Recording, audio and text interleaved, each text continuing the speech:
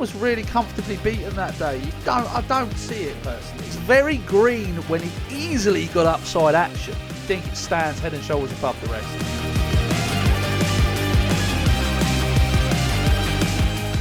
The Betfred Derby, the Group 1. 1 mile, 4 furlongs. Betfred been sponsoring this race for a fair while now, and very, very grateful to them for putting their sponsorship towards what is the greatest race for a 3-year-old to win. Yes, it's a Group 1. It's worth £1 million. And we've got 14 runners going to post today.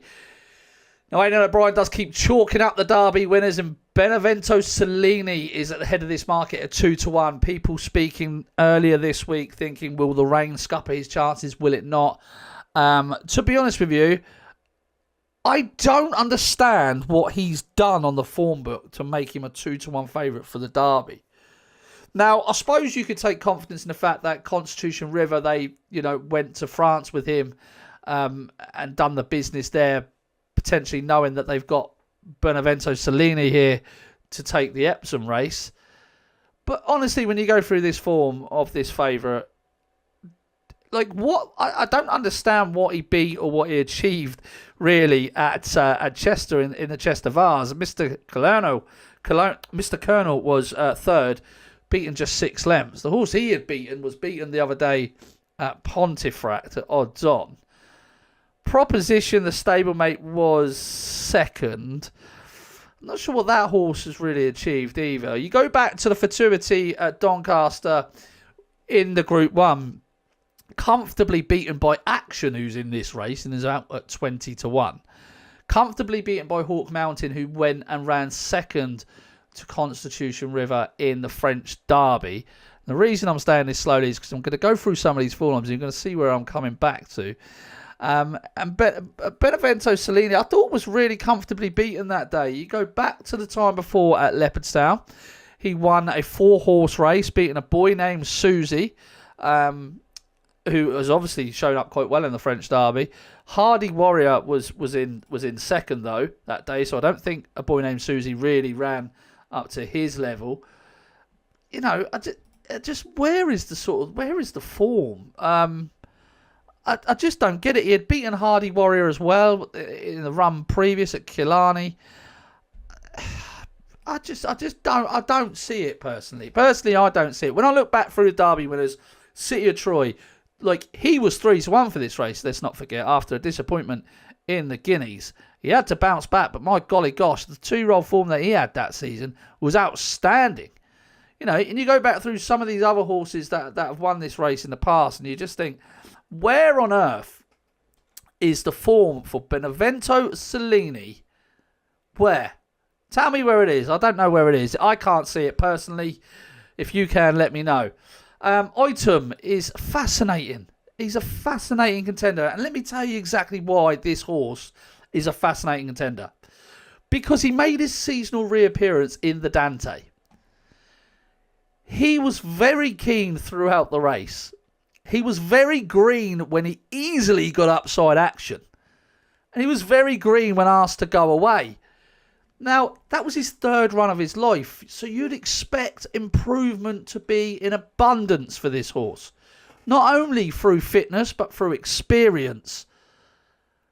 Don't forget, he's beaten Action. Action had finished ahead of Benevento Cellini in that Doncaster Fatuity Stakes. If you look a line through Action, okay? If you look through Action, you're going to find some serious form. Last year, obviously, half a length second to Hawk Mountain, finished second in the French Derby. Before that was an unlucky 3rd, I thought, to Bow Echo at Newmarket in the Royal Lodge. Bow Echo goes and wins the Guineas. I think you can forgive him for his seasonal return at Sandown. He tried in a tongue tie, didn't quite work, was raced really awkwardly, came home late, stepped forward big time next time in the Dante. So you're probably saying that Item has beaten a good version of Action. So that form for me is just, when you tie it all in together through the French Derby, through the Guineas, through everything else, I think it stands head and shoulders above the rest. Item is drawn in stall 3. It's going to be a tricky task to come from stall 3. But to be honest, I'm not really a big buyer in this sort of the amount that's made over the draw in the Derby. I'm really not. I think if you can get a good start, you can get a good position, you can travel, you can quicken, and you can stay, you'll win. I don't think it really matters too much where you're drawn. I mean, I was looking at some of the stats that the Racing Post put out, and look, all these little graphs, trying to be all clever and that. And look how good stall 10 is. If you'd have put all those horses that won in stall 10 in stall fucking 9, would it have mattered? Like, I just think a lot's been made of it. But again, let's move further down the list here. Pierre Boinard looked like a sensational prospect last year as a 2-year-old. It's just taken a bit of time to come to hand this year, but this horse is definitely going to put in a career best today, I think. I think the step up and trip will certainly suit him, and I think he wasn't ready at all on his seasonal reappearance behind Christmas Day, and I think he got a little bit better next time out at Leopardstown when beaten by James J. Braddock. I think that he's probably going to take another step forward again. I think if you look at his sort of 2-year-old season last year, it says exactly the same thing. Beaten on debut, step forward, ended the season in France, winning the Group 1 with his best performance. Again, the same this time around. Slow to start, a little bit better. Will he get better again? And will this just come a little bit too soon for him in sort of the season, if you like? But Pierre Bonnard's not one to be written off either. Obviously, it ties that form from France last year when he beat a boy named Susie. Ties in with those two at the top of the market, Item and Benevento Cellini. He's got to step forward, though. He has got to step forward because what he's done is not enough to win a Derby. I personally don't think. So I think Pierre Boinard got to step forward a bit. I don't think he'll mind any cut in the ground or, we are due rain on Saturday, so that is going to alter this market quite significantly. But again, at this top level, unless it's the two extremes, heavy and very rattling quick, where it's literally jarring horses up, I don't think it's going to make too much of a difference personally. I think if you've got a Derby winner, you've got a Derby winner on good to soft, or you've got a Derby winner on good to firm. So that's my thinking about it. So Pierre Bonnard, definitely a player, but he's got to step forward. He's in stall 8. Maltese Cross, this is probably a strong each way play for a lot of people, I guess. He's got a really nice attitude. Love the way he goes through his races, and he's just very hard to fight off. That attitude he has will serve him so well when horses are hanging down the camber in the closing stages. Now, if he handles the track, which I don't see why he wouldn't, having won at Lingfield last time, he has got to be a place play for me.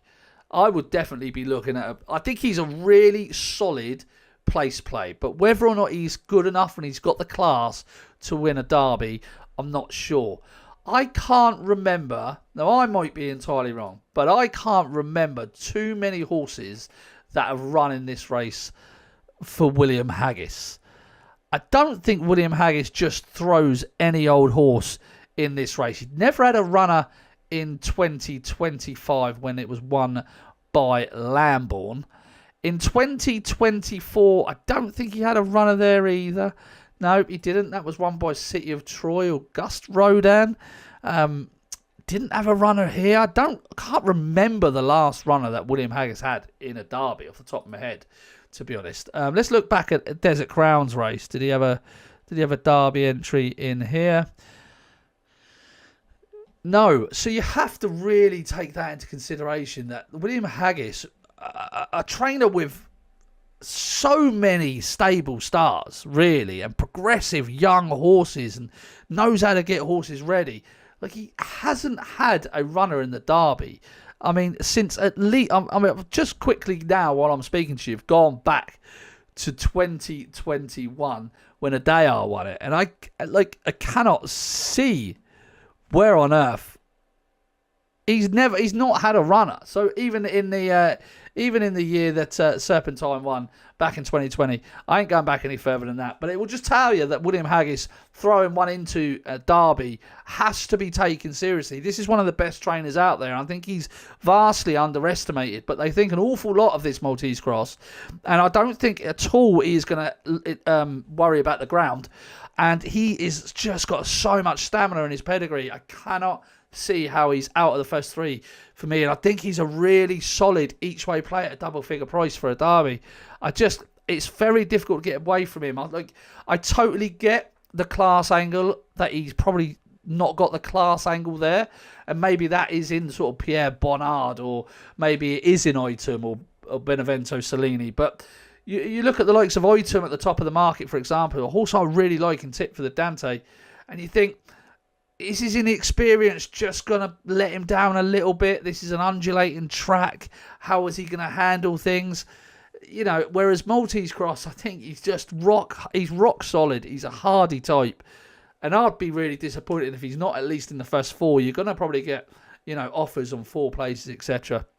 for Maltese Cross. And he's just maybe it's a place only bet, right? Maybe he's not good enough to win it.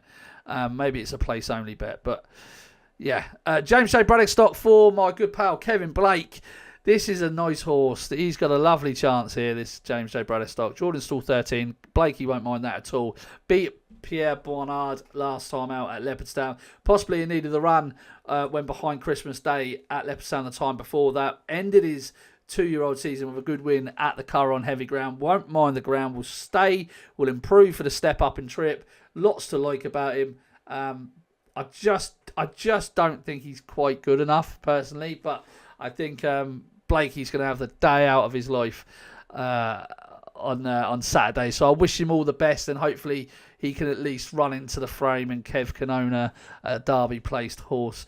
Bay of Brilliance obviously was fought off by Maltese Cross, only narrowly though in that Lingfield Derby trial. He has to be considered a big price. This is a Ralph Beckett horse who is improving with every single start, so another potential improver in the field here. And it's hard to sort of really be confident on Maltese Cross winning the race when you could look at Bay of Brilliance and say, well, look, if you think he could win, Bay of Brilliance has definitely got a chance as well. So, that's where my thinking comes when you start looking at horses for each way purposes. You start thinking, okay, well, am I wasting the win bet? Do I genuinely believe that Maltese Cross can win the Derby? I don't quite believe he can win the Derby, but I think he can definitely place. Therefore, I'm going to try and find an angle in the place only market and make my money that way, because I'm looking at Bay of Brilliance as well, going, well, if you fancy Maltese Cross each way, you surely have to fancy Bay of Brilliance each way. Do you think Bay of Brilliance is good enough to win the Derby? And I don't think he's good enough to win the Derby. So that's the cogs that start turning in a punter's mind when you start looking through these races and how you're going to place your bets and where they're going to go, etc. Ancient Egypt is the next one we'll talk about. Charlie Johnston's got a nice horse here. Nice horse indeed.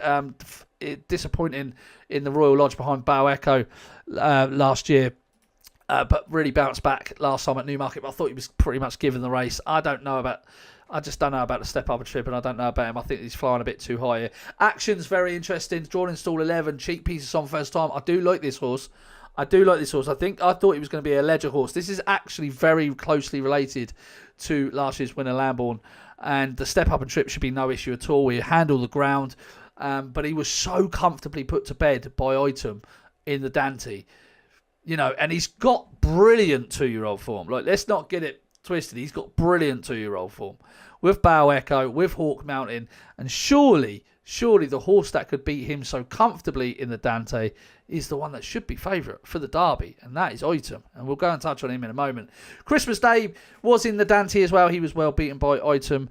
Maybe he is another one that's stepping forward for each run. He's pretty hardly sought, and he's likely to go well. I could not have the rest for the life of me. Balzac, Rebel Rocker, Poker, Taste of Glory, Alderman, all rolling the dice to try and see if they can just cause a bit of an upset. Let's head back towards the top of this market before we round off this podcast. Benevento Cellini, I think I want to be against him. I do want to be against him. I totally understand there's going to be team tactics as well for some of these horses. It's one of the reasons actually that Action at a big price would be the horse that if I was going to have a stab with the win place live in an each way bet, it would be Action, because I think the cheap piece on, I think he's going to go out and I think he's going to try and make the run in. And time again, we have seen these horses get loose on the lead. Serpentine would be a prime example, a winner of this race. And Action could just be one of those. And if the cheek pieces help him, keep him concentrated, he could just keep rolling down that hill and be like, catch me if you can. And it might be the case that no one does catch him. So Action is very interesting. He would be on the shortlist for me. Pierre Bonnard would be another on the shortlist for me. He has a really classy profile about him. And I just feel that everybody was expecting him to come out and just light the world alight, set the world alight, start after start after start. But that hasn't happened. That has not happened. Pierre Bonnard has just built up very slowly to this race. I suppose you have to take into consideration that Ryan Moore has chosen to ride the favourite, Benevento Cellini, and that would be a slight negative on Pierre Bonnard, especially as Wayne Lorden has chosen to ride elsewhere, and Pierre Bonnard is ridden by Christophe Soumillon. Now, I don't know if that's because Christophe rode him last year as a 2-year-old or not, but I would say that Christophe wouldn't have first or second pick in the yard, would be my personal opinion. That leaves me coming back to item, guys. Colin Keane rides for Andrew Boldin. Andrew Boldin desperate to win the Derby, as everybody is. But I thought that this was a really impressive performance in the Dante, and I think it's been vastly underestimated. I think when you look through the bare form of things, with Action and Christmas Day in there, with second and third, even Zanarti's got some decent form. He was well back in the field in that Dante. He was finished about 6th, beating about 8 lengths. This horse was obviously second to the nice horse Rahib in the classic trial at Sandown the time before that, and he had nice form with the likes of Hank Lowe at Newmarket last year. So I do think that that is a strong Dante. I think people are going to poo-poo it for a long time yet until it starts working out. But for me, I have no concerns about the ground for item. I love the way he's progressing. I think there's loads more to come from him. He's entitled to improve a good deal for that seasonal return in the Dante.